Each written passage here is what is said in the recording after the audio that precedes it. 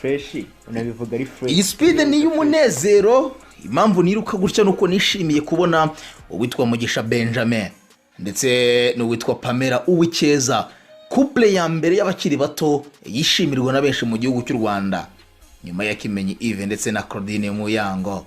Iyi couple nimwe muri couple nabwo ngo zikundwa na benshi nanone nyuma ya Clarisse Karasira ndetse na Ifasha bayo de Jean Sylvain, nimwe muri couple nabwo ngo nziza z'abafitinganye cyane.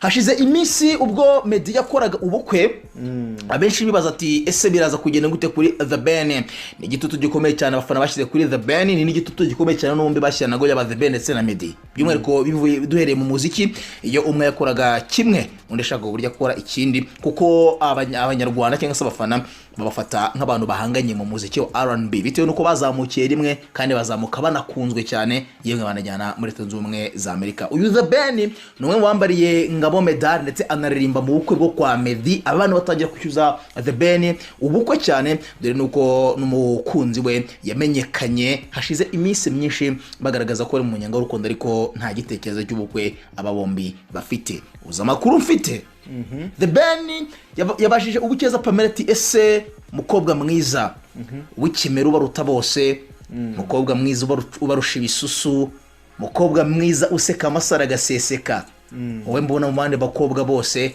dore ko ndebye muri isi mbonere mukobwa yenyine urimo, wanyemerera uko mbyutse mu gitondo nkazajya mbona inseko yawe nziza impande yawe? Ese wakwemera nkazajya nkubona kenshi uramutubyutse kubanza ubwiza bwawe mbona ubu ngubu waba uri mwiza kurushaho iyo ubyutse? Pamela nawe ati ese ubukeza wakongera ukanyemerera buri uko mbyutse mu gitondo nkazajya nkubwira ko roho yanjye ari wowe uzirata, mukobwa mwiza ubaruta bose nukurigira hindi giko maze undore neza, irebero uyu musenyi wose ndavuguhaye ucisha amaso muri iyi nyanja. Kiriye murabyibuka byari byiza rwose, ndakubona n'amashusho rwose noneho yagiye ashyira hanze bari kumwe, kandi mu minsi ya mbere atarayimwambika ari ukuntu nyine yabihishaga, namwe murabizi. Banza wumve iyi ndirimbo ho gatoya.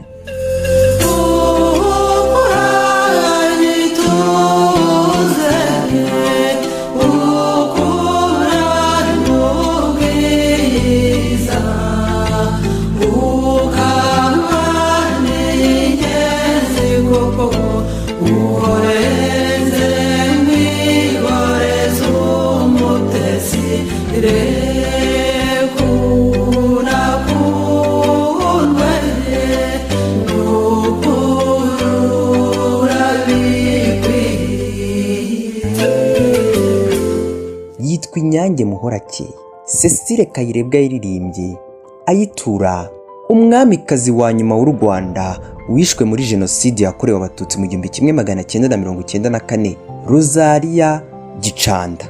Ngiye kubihuza n'iki rero? The Ben yagize gutya yishura izina ajya ahamagara Pamela iyo bashwanye.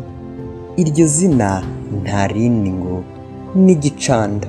Byo arimuhamagaye ako kanya Pamela ahita yongera akamwenyura cyane, dore ko benshi n'ubundi bavuga ko uyu Pamela inseko ye nta wishidikanyaho umubwiza. Waryoshye urukundo. Imaridive ikategereza igihe bazagarukira mu Rwanda. Byose tuzagenda tubigaruka.